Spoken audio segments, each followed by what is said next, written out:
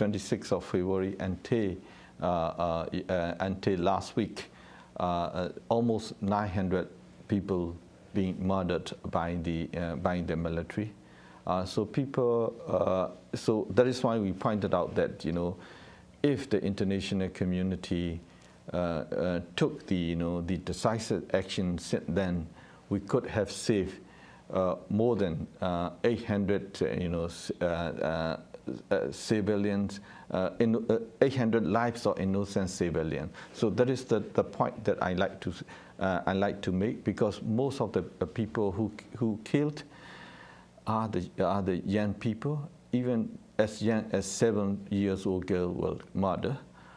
So they are the future of Myanmar. Phil Robertson joins me now. He's the Deputy Director of Human Rights Watch's Asia Division. He joins us from Bangkok Live. Great to have you on the programme. You just heard there what Myanmar's UN ambassador said regarding the lives of 800 innocent civilians that could have been saved if the international community had done more or something. What do you make of that? Well, it's certainly true the international community has not acted fast enough, and it has not been comprehensive in its approach to this problem.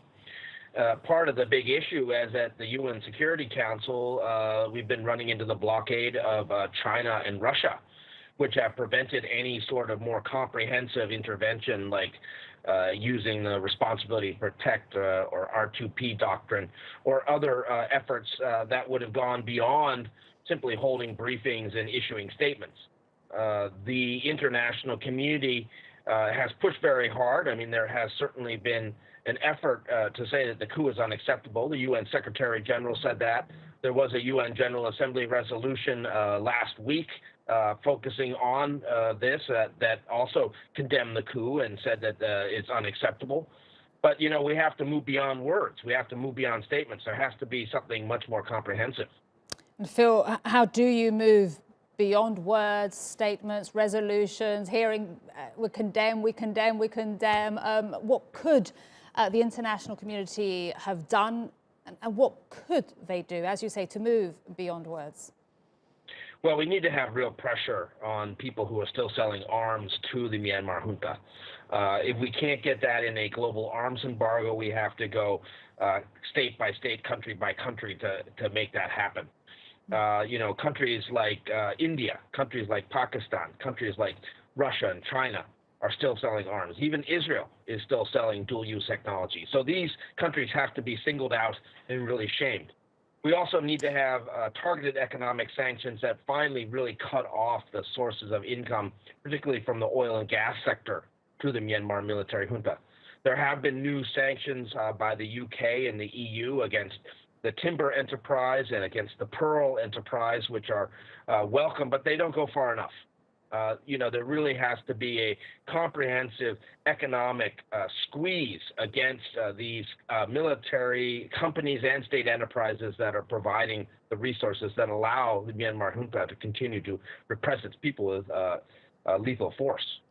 And this crisis has been there since February the 1st. What future do you see under the military in Myanmar?